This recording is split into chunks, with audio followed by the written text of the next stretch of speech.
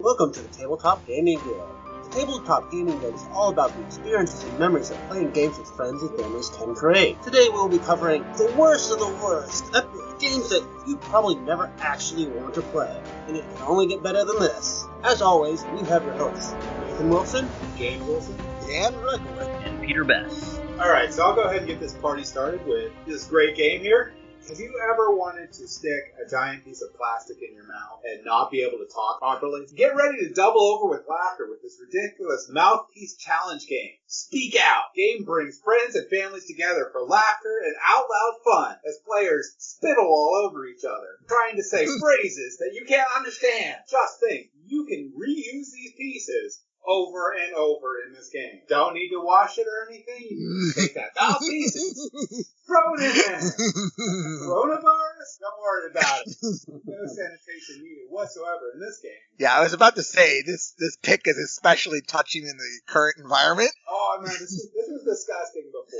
I mean, you're using mouthpieces that you put in your mouth. Where else would you put a mouthpiece? The game comes with 8, and you got this thing holding your lips open, right? And you're trying to talk. So when normal people try to talk, they produce saliva. This is going to come out everywhere. Plus, is this like a one-time game? Because, I mean, what are you doing with these things? Are you putting them in the box again? Are you cleaning them? Do you know what they're made out of, even? They're just a clear acrylic plastic is what they're made out of. And they're fairly large, too. So, I mean, they open your mouth pretty wide.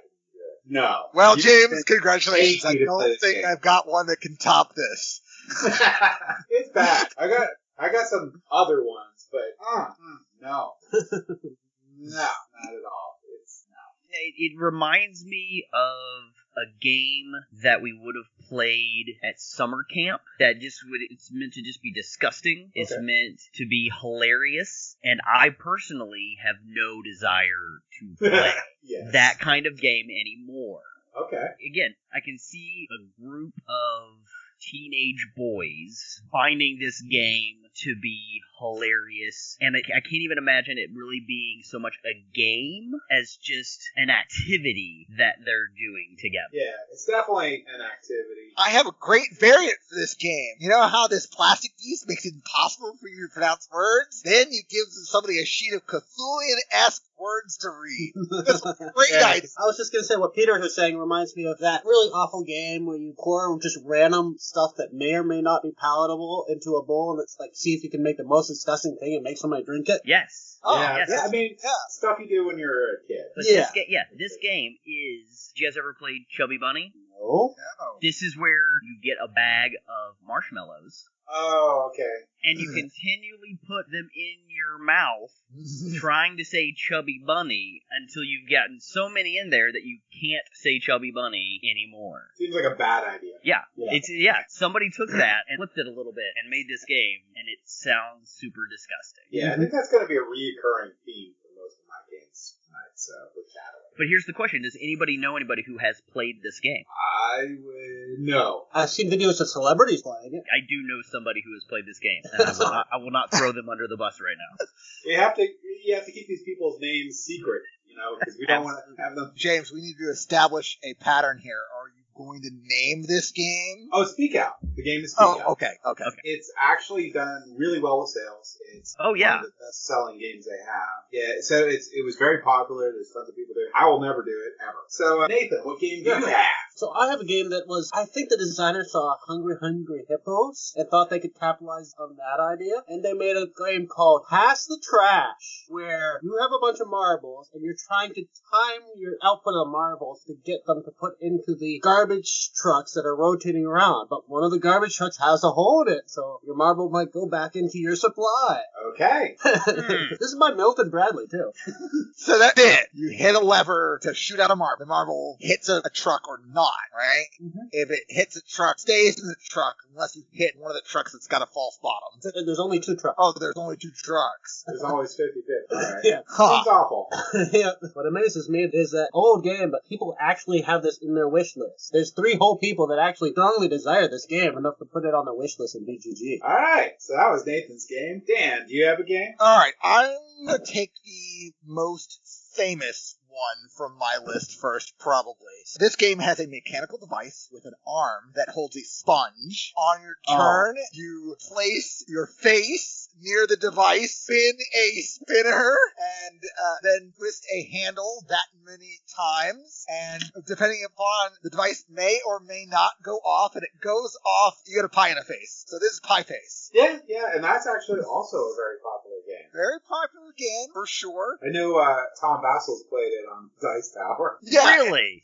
Yes. This is a mass market game that has definitely made the rounds on like serious gaming conventions, and I cannot fathom it. No. It's basically inverse roulette because it's a random mechanism, and when the random mechanism hits, something funny happens, and that's the game. Yep. Right? By the way, this is an older title. I was not aware of this game before it hit the rounds on BGG. The first version of Pie Face I found on BGG was like 1964.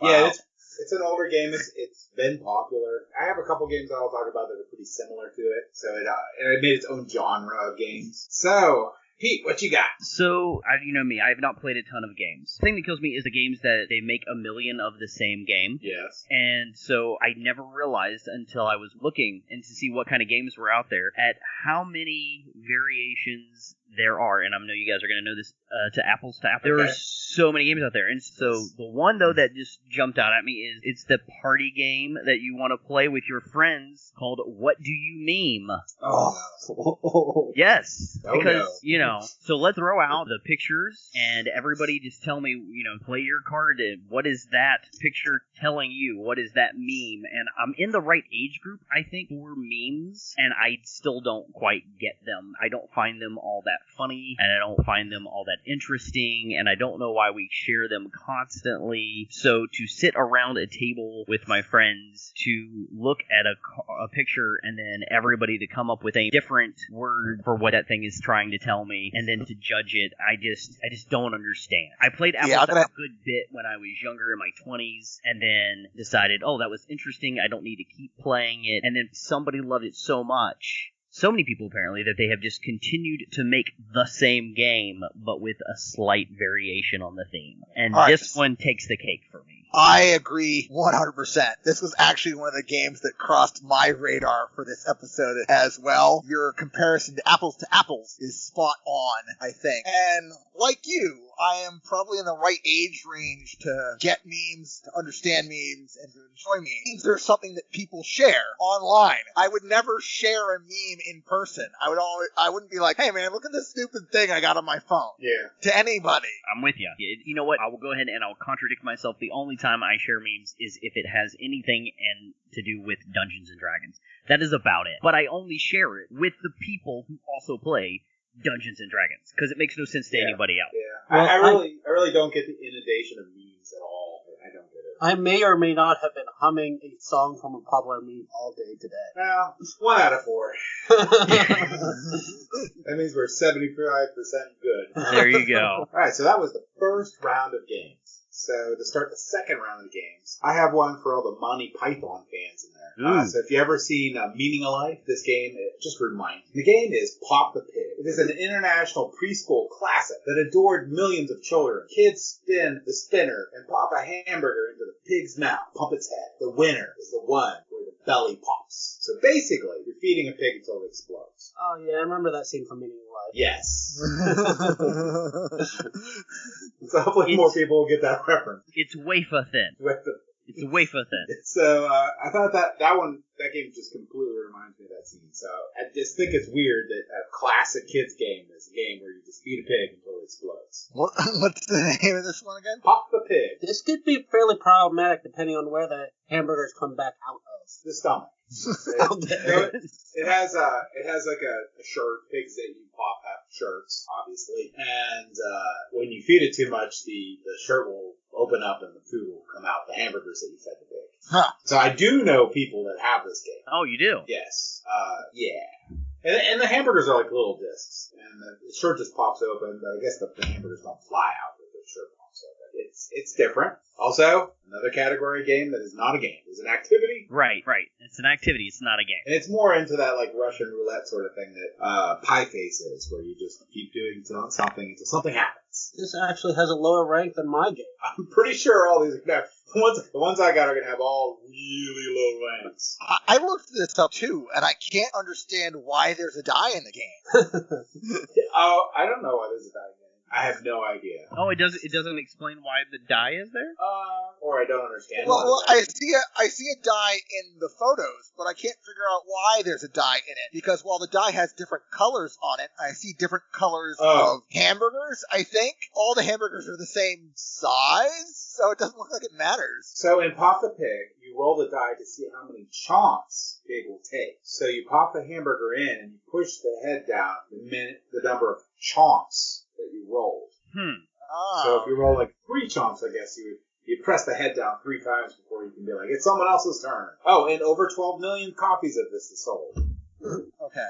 I'm telling you, there's a group that these games are for, and I feel like it's the family where the kids they're overactive, they're rambunctious, and it's just like, if it will take them away for 5 minutes, I will give them this. I will give them this. I can't imagine, like, these games, people purchase them. I can't imagine them playing them, or if they do play them, like, it's infrequent. You know what I mean? Mm-hmm. So it's like most of these I would consider like a novelty thing. You get it, and it's like, yay, and then you're done. But who knows? I mean, it could be very fun for some people. I know Pie Face was very popular, it still is very popular, and people love playing it. All right, so moving on. Nathan, what's your next one? I have an intense battle game, card-based battle game for you called Trash Wars. Trash Wars? Tell me more. Yeah, so in Trash Wars, you take, from your hand of cards, you take pieces of trash and have to fling them at your opponent, and your opponent has to deflect that trash or build up their walls to protect against the trash.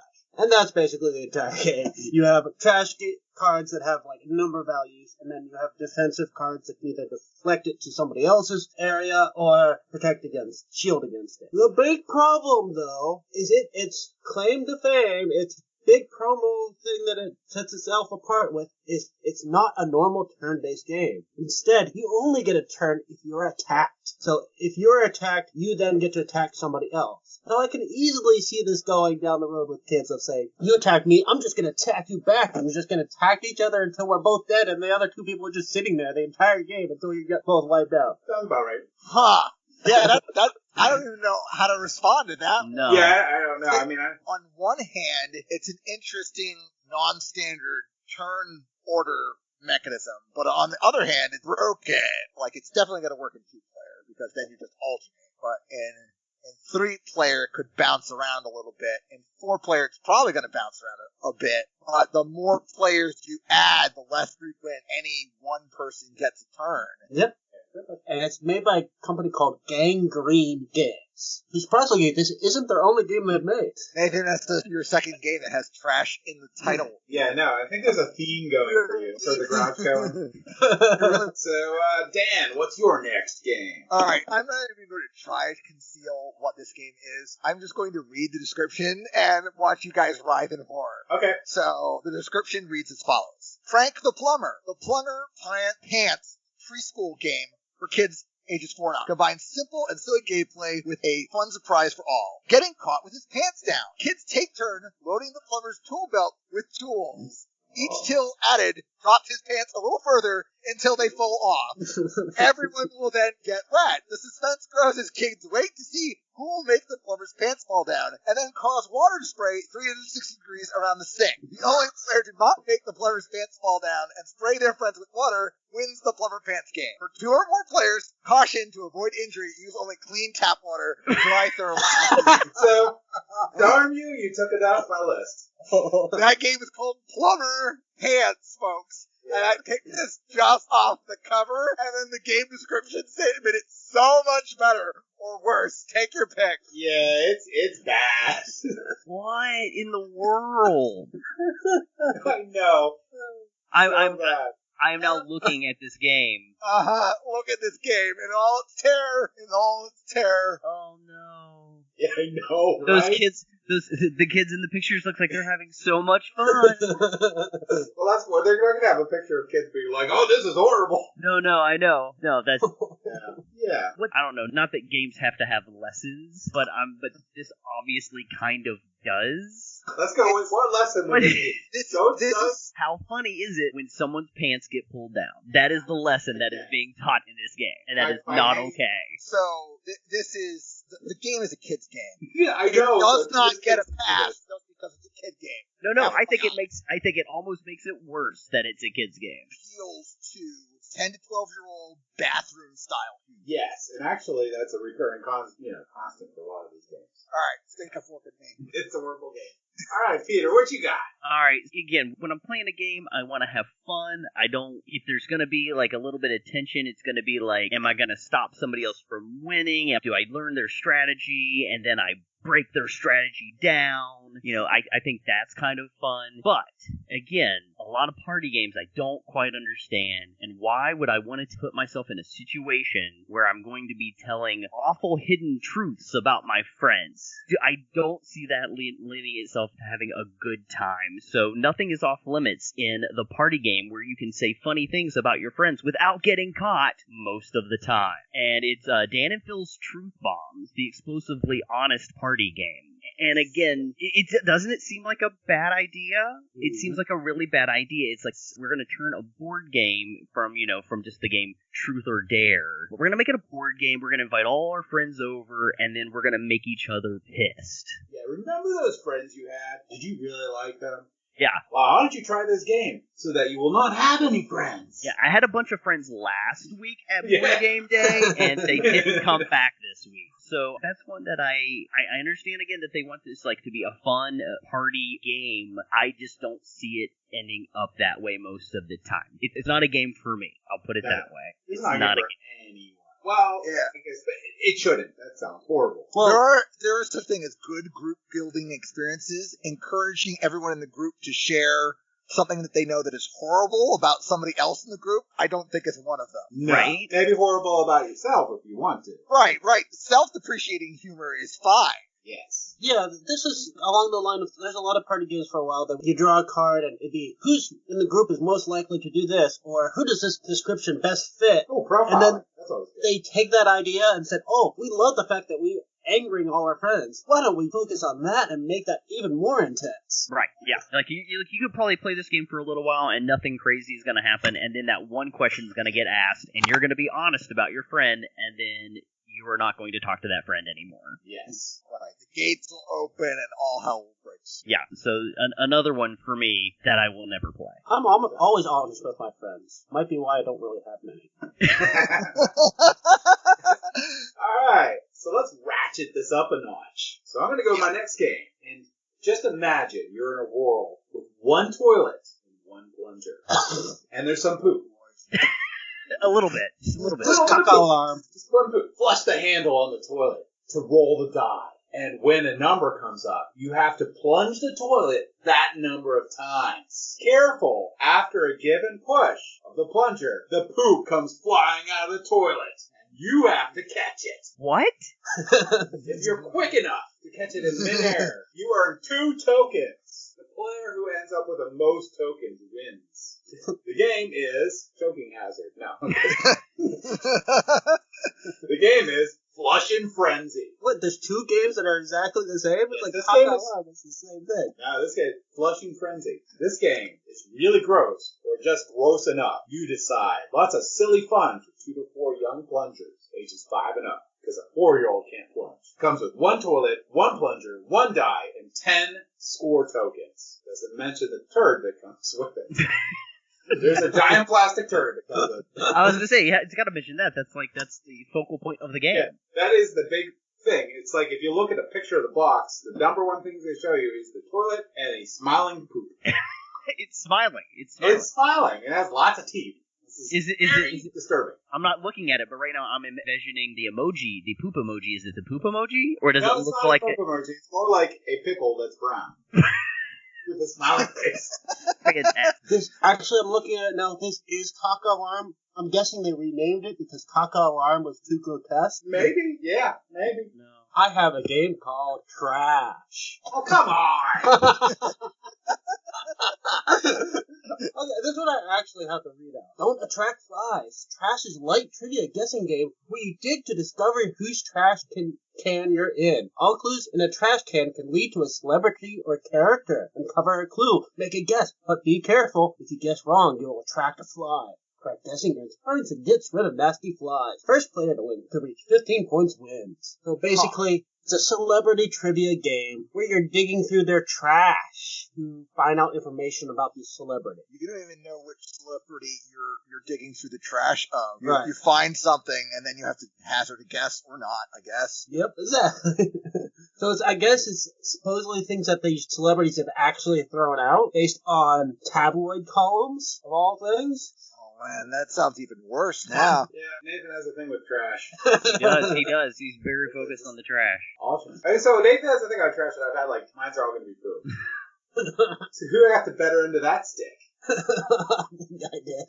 By a thin margin. All right, Dan, what you got next? All right, well, I had a game trash in the title on my list, but I still might wait on that and see if Nathan names it later. I'll go with, oh boy, this game is called Crypto Cash. Crypto Cash is the name of the game. Okay, that sounds reasonable. It sounds reasonable. It sounds like a terrible mess. I mean, okay, so imagine a stock/bidding game, but the stocks and things you're bidding on are cryptocurrencies, right? First of all. Oh, so you're learning to be a gangster. Right. And they're probably always changing values, I'm guessing? You're right. The basic premise of the game doesn't sound terrible, but I found this game, in the discount bin on Target's website, and I found it on BGG. It's got all of 2 ratings and 1 comment on the BGGs. Oh, but it has a 6.0.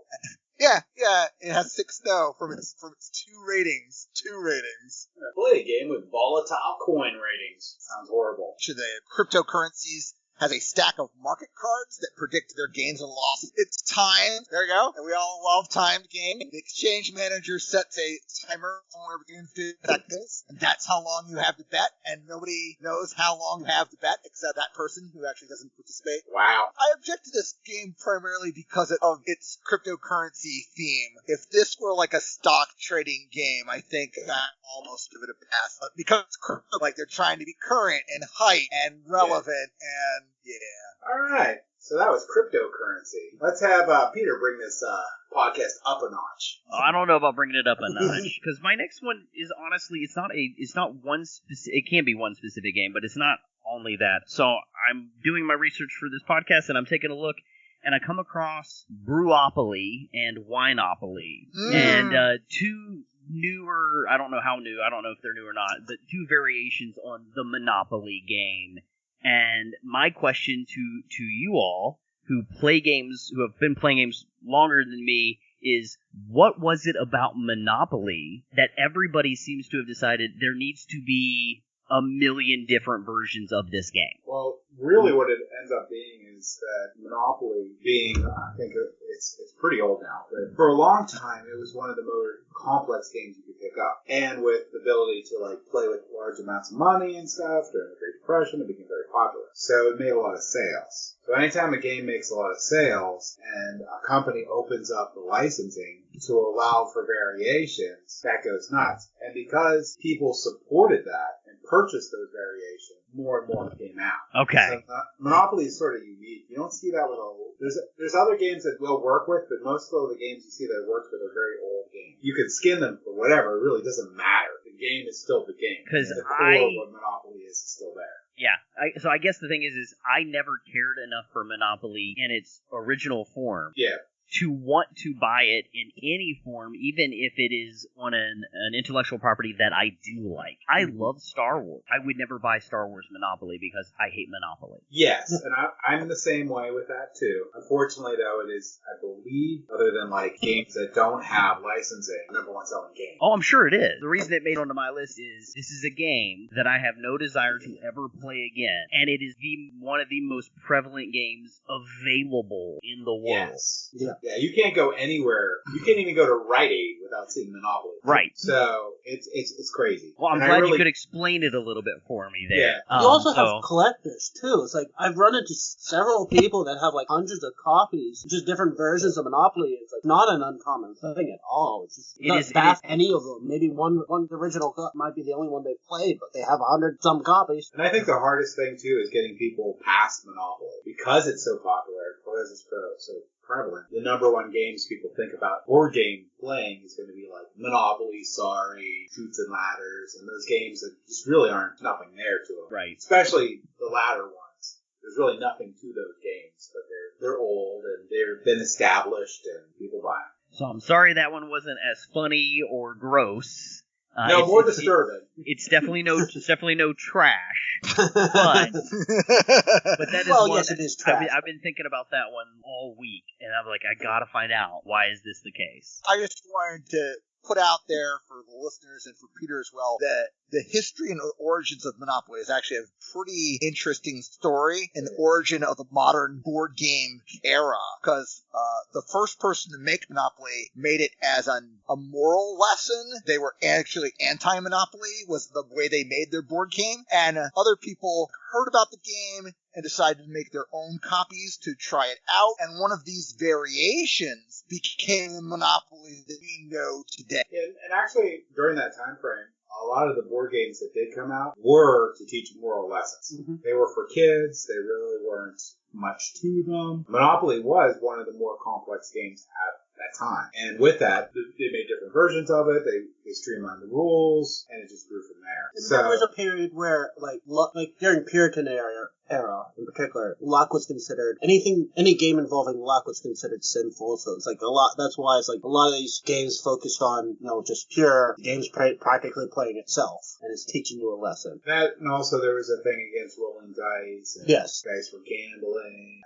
There's a great article if you want to look up stuff about backgammon and look at the court trial for backgammon at that time. That was very interesting where they ruled that backgammon wasn't a good game of chance and there was some skill to it, so it could be sold in that state. But you can read about that later on. But it's the early ages of the United States specifically for board games is very interesting. So I'll move on to a more tasteful game. In fact, this game, so tasteful, has two variations of it. And I'm going to go ahead and they have the same exact name and they have the same exact description, but they have different covers. So be careful not to poop out while playing this hilarious game with messy consequences. Put a blindfold on, spin a spinner, take that many steps across the game map. But watch out, little piles of compound molded into the shape of poop have been strategically placed on the map. Sometimes players will have to add a poop, remove a poop, or even rearrange the poop on the map. Who can avoid the number 2s to be number 1 in the game? Oh my God, that's a horrible product description. Is that from the publisher? That is exactly from the publisher, and it's the same description on both the games. So it's called Don't Step in It, so that's the name of the game, and there's the Llama Poop Edition too. The Llama Poop Edition? So the ones, I'm assuming human poop? No, it's dog poop. So the first one just says Don't Step in, and I'm assuming it's dog because there's a dog pictured on it. And the other one's the Llama Edition, which is llama poop. It is llama poop, which is going to be you mold small beads of poop. And the other one is your poop emoji style ones. Why? I just love the cover where the kid's smiling and laughing as he steps in it. Right, and then you're reshaping the putty, putting it on, and someone else's foot steps in it. It's like, wouldn't this transmit, like, foot disease if anyone had it? Or, like, now everyone has athlete's foot? Good job. Oh, and it comes in different colors, too. Yay! I've seen this game multiple times. I had to add it on here because it doesn't make any sense of why anyone would ever play this game. Yeah. Moving on. Yeah, moving on. All right, so Nathan. Next trash game? Oh, by the way, mine get worse. Well, this one is called Tricky Trash Truck. Oh, come on. I really hope you keep the game. Be the first player to clean up all the trash in your yard. One player winds the truck, placing it in the street any direction and letting it go. The truck is in the player's street. They may place trash as fast as they can into it. When the truck winds down and stops on a street, the player owning the street unloads all the trash from the truck into your yard. So basically, you got all this trash on the board. You're throwing it in a truck. You're winding up this truck, and it goes around randomly, and then just deposited it on somebody's property.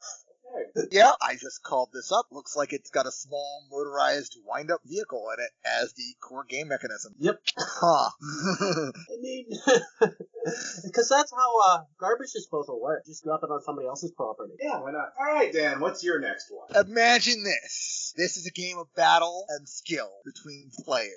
So numbered cards are placed in standees and are set in a row between the players. Players don masks, and play starts when a card is flipped over from the desk to reveal a number that corresponds to one of the revealed cards. And the players face off and knock down the correct card. So this game is called Tic Tac Tom. I recommend you look at the cover of this game because the cover of this game is amazing, as in terrible.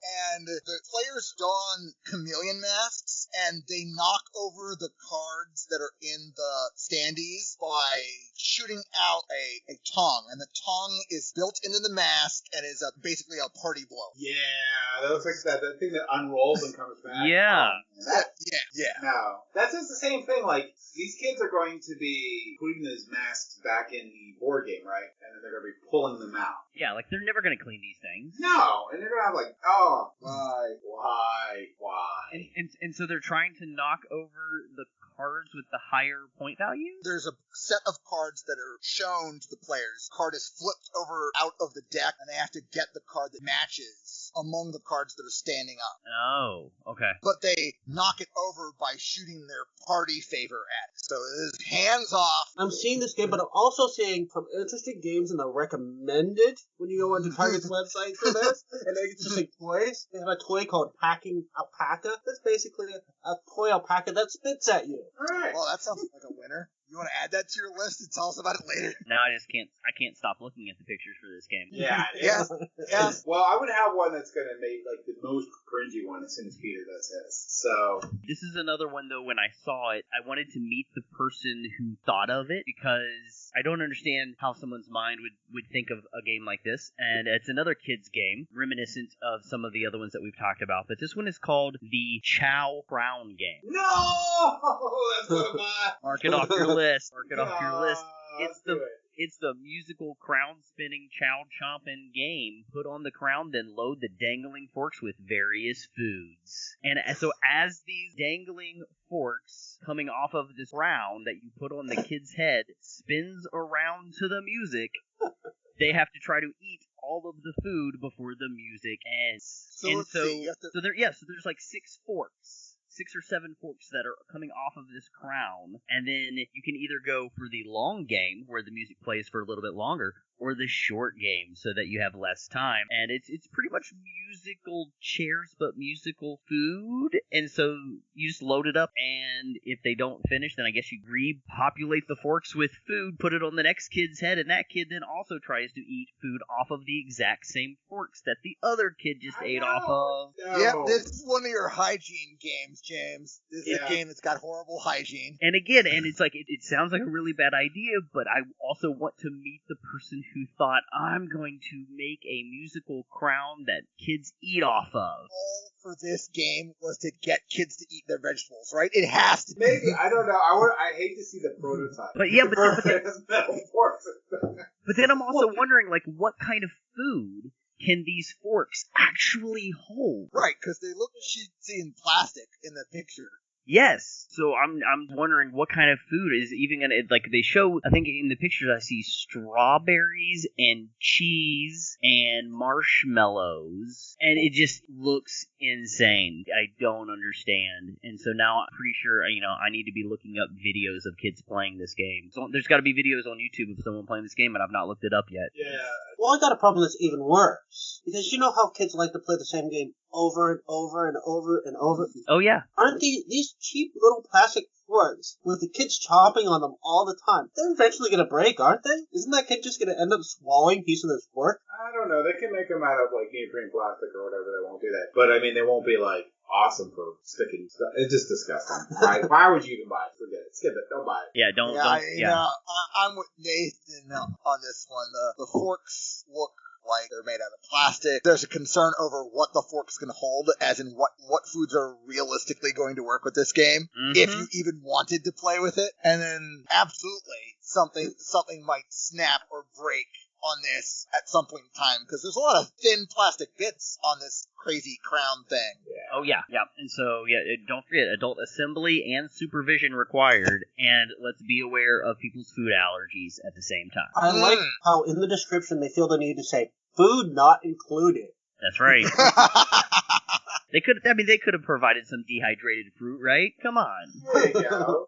All right, so I got a good one here for you. It'll these games up a notch. So ready for a little gross out fun on family game night? Pimple Pete is the pressure-packed pimple-popping game for all ages. Twist and wiggle out ooey gooey pimples from Pimple Pete's face. How many pimples can you pop without bursting the mega zit? What? This game is Pimple Pete. It's by Dr. Pimple Popper. Oh, my gosh. It wasn't a video where they're pulling. Oh my gosh! What the heck is this? Because there's nothing more fun than popping somebody else's pimples. Like you watch the video, it's almost like they're pulling worms out of his face. Oh! Yeah, see, it's wrong. This is the whole wrong. This is wrong. And there's a lot of knockoffs of this. You got Spotty Steve, you got Papa Zit, you got Gooey Louie game. This is another game that sprays stale water out of it. Yeah. Yeah, the Spotty Steve, the water looks creamy. Moving on. This is, yeah. Moving on. All right, Nathan, what's your next game? Oh, I got distracted. I had to close the window on that one because I couldn't look at it. Yeah. Wrong. At this point, I got kind of tired of my theme. I decided to move on from games with trash in the title. I don't believe you. So I went to the rubbish game. Oh my. I was proven correct. So it's the British version of the trash game. Yep. Actually, it's Australian. So, Okay. oh, My no. bad. So, this is an educational themed game around recycling and conservation. The sole mechanic is roll and move without rolling. No, So wait, it's not okay. The mechanic is roll and move, but you don't roll. No, you simply move exactly 3 spaces every time. So how's it a roll and move? It's moving 3 spaces. It's just a move mechanic. And I guess there's going to be some sort of you have 5 spaces in the game or something. No, there's a bunch of spaces. There's a couple different paths you can take. But the big thing is you're moving 3 spaces each time, but you're not counting the spaces that have any trash already in them. Okay. And basically, you're sorting your trash and depositing in matching colors. Okay, so it's recycling. So Yeah, so it's got a somewhat educational theme. Although, if you pull up the picture of the personal pollution meter, I find that kind of creepy and scary. But that's the game. It's the rubbish game. this podcast is really hurting my faith. Really juicy. Yeah. All right, Dan, what you got? Nathan has declared that he's done with trash games, so I have to go to my trash game now. In Yeah. Astro Trash. Oh, space trash. That's the best trash. Each player must get rid of all the trash on their playmat at the expense of the players to their left and right. Players simultaneously roll 3 dice and rapidly move the trash according to the direction, quantity, and color indicated on said dice, is the official description. Okay. So this game's also got, it doesn't have great art, but the bits basically look like, odd bits of doodads. So at least it's well produced, I guess. Yeah, I did look at this, but it just didn't quite make my list because it is at least well produced, sort of. Oh my god, I didn't even look it up on Board Game Geek. It made a 7.2 with 43 ratings. Yeah, it's overall ranking 11,000. It's almost in the top 10,000. But it has trash in the title, and he was games with trash in the title. Absolutely. True. I had to mention it. Yeah, it made Nathan happy. Oh my god. All right, Peter, what do you have? All right, so this is my last one that All right. that I got, and so I've talked about a couple different kinds of games that I didn't like the original, so I didn't like the remake. This is one that I know games like this, and I play them and I like them, but this one I have no desire to play. Okay. And that is Butts in Space, the card game. Looking at this game definitely gives you a mindset of Exploding Kittens or Unstable Unicorns or one of those games, but Evil Butt has stolen all of the toilet paper in the universe and destroyed your toilet spaceship. Oh, that's currently relevant. It is very relevant, so I had to mention it. I had to mention it because of its relevancy and my zero desire to play it. It has plenty of uniquely drawn toilet papers. It's got tons of different art that looks well done, but at the same time, I'm looking at it, and nothing about this theme on this style game makes me want to play it. And some of the art looks rather disgusting, I might say, for myself. So this one, though I had to mention it because of its relativity to today and what everyone's going through, and its gross out factor for me personally, it just has zero appeal. So I don't know about you guys. Some people, there's probably a certain humor out there that would absolutely love this game if they like games like Exploding Kittens and Unstable Unicorns. But for me, I'm gonna pass. Yeah, I have to agree. It's meh. Yeah. When you're choosing who you're playing as, are you playing as Beau Butt, Hairy Butt, Classy Butt, or Butt Butt? What? It's just, and I was just like, you know what? I just can't do it. So yeah, butts in space, everybody. At your local game store, go for it. Not at my store. Nah. I think we hit about rock bottom with that one. Yeah, I was. I ended my list with the pimple peas. I'm gonna have nightmares now. Oh, absolutely. All right, Dan. I'll just mention a game, and then I will pick what I feel is the worst game, and I will tell you about that. So one of the games that I will mention has already been mentioned, but only in passing.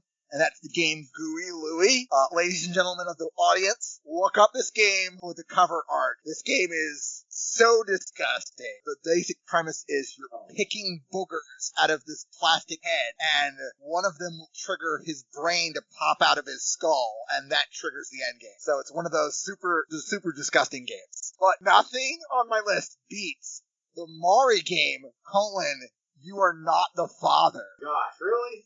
Based on the popular paternity test episodes of the long-running American TV talk show, the Maury game, You Are Not the Father, recreates an outrageous back-and-forth drama, as you would expect, as 2 to 6 players attempt to prove they are not the father of a fictional child. What?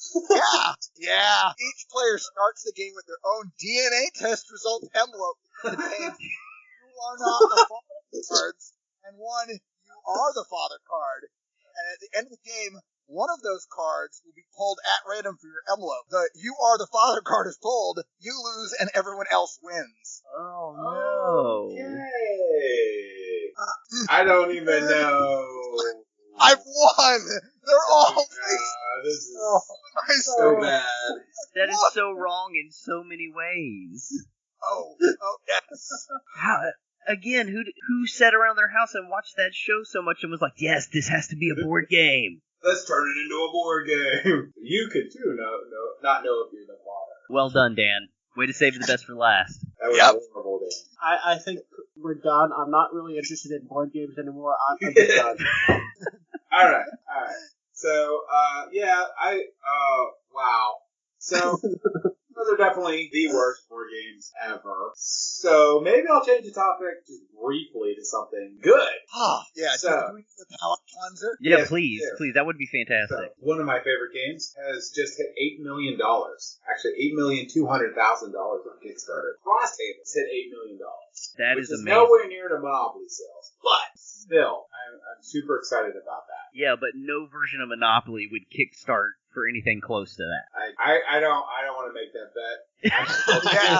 I'm not making that bet either. I'm just hoping in humanity that that's not true. I mean, that is true. Right. But no, I mean, the game looks awesome. I'm glad it made $8 million. It's, especially in this time, super awesome. And just because I'm going to mention it forever until I actually get the game. Yes. You know it. Gods of Egypt, almost at $1.5 million. But the more important thing is, they just released the expansion for the game. The expansion adds 5 more gods. So, I'm going to be watching that one. That game, I like all Eric Lane's games for the most part. I haven't played all of them, but everyone I've played I've liked. And I definitely like the trilogy of these games. That was it. That's my public service announcement. That's your happy thought. That's my happy thought. I'm super excited about the expansion. It has so much more content to the game. Just cannot wait to get this game. It's always nice having something to look forward to. Right. So those are 2 games that are wonderful and make up for everything else we just talked about. So do any of you guys have any other closing thoughts? Other than you'll never be able to get that Pimple Pete game out of your head. I will never forget. I will have nightmares about that plastic doll tonight. I guarantee. God, it's so bad. I think I'm going to call myself a speed.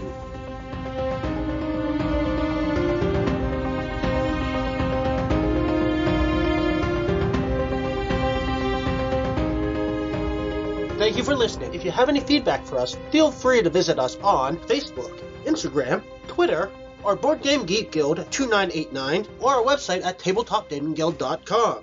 And don't forget to like, follow, and or subscribe. Tabletop Gaming Guild is a product of Tabletop Gaming Guild, LLC. All rights reserved.